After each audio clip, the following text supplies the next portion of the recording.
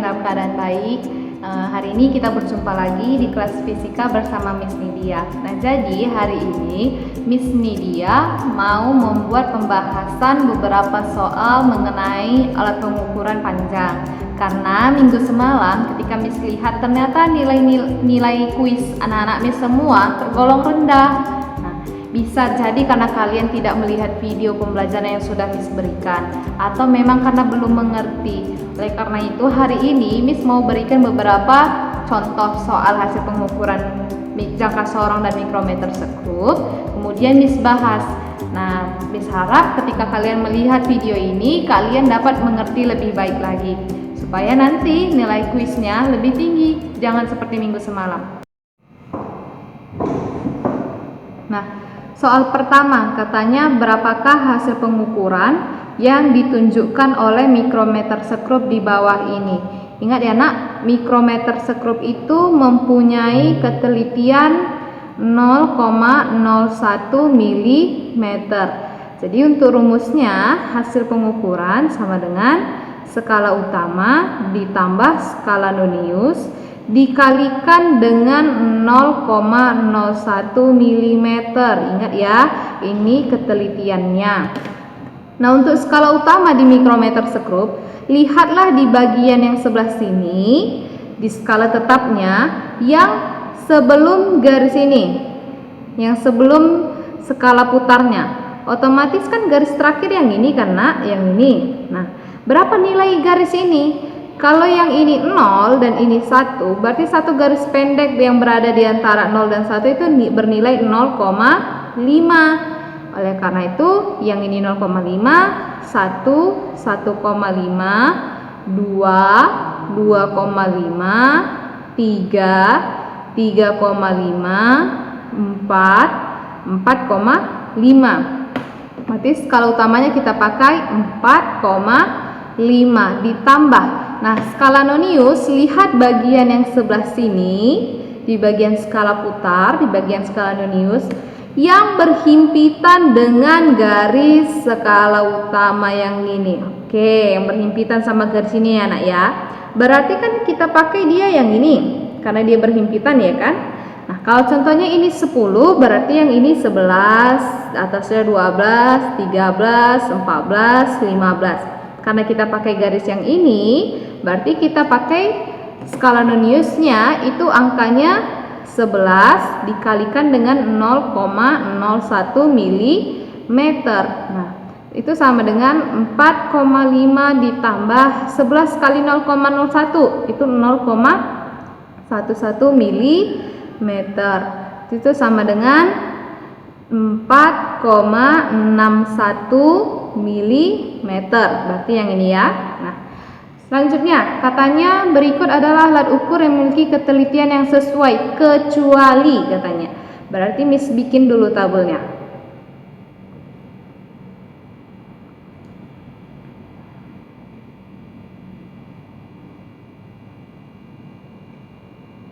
Oke. Nah, kalau yang ini alat ukurnya, yang ini skalanya dalam sentimeter, ini skalanya dalam milimeter. Yang pertama mistar.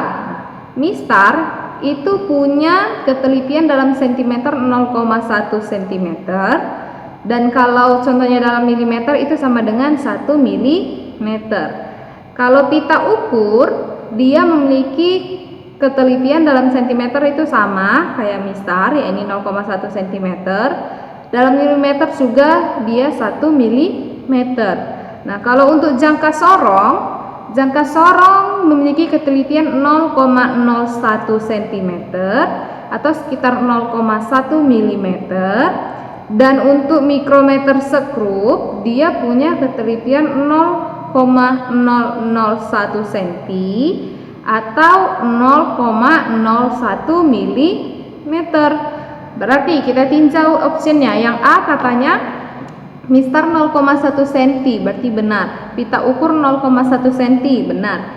Jangka sorong 0,01 mm. Sedangkan jangka sorong katanya 0,01 cm, berarti yang ini salah. Mikrometer sekrup katanya memiliki ketelitian 0,01 mm. Nah, 0,01 mm berarti benar kan? Berarti jawabannya C. Kemudian panjang benda yang diukur menggunakan jangka sorong, gambar di bawahnya ini gambar hasil pengukuran jangka sorong.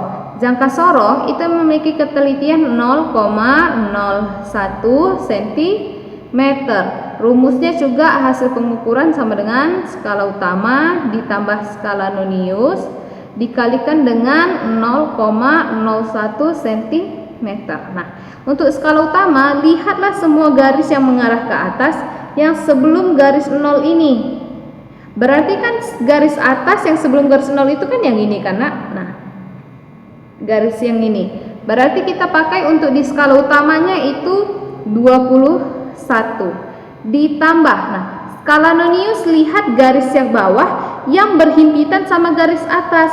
Nah, kalau ini 0 berarti ini 1 2 3 4 5 6 7 8 9 10. Lihat dari 0 sampai 10 garis mana yang berhimpitan yang menjadi satu garis lurus dengan garis yang di atasnya. Perhatikan satu. Kalau kita perhatikan yang garis di atas ini dengan satu ini kan tidak satu garis lurus. Yang dua juga tidak. Lihat 5 dengan garis di atas hampir. Oleh karena itu kalian ketika melihat skala nonius ini utamakan fokus. Kalian harus fokus supaya kalian bisa melihat garis mana yang paling sejajar berhimpitan dengan garis yang di atas.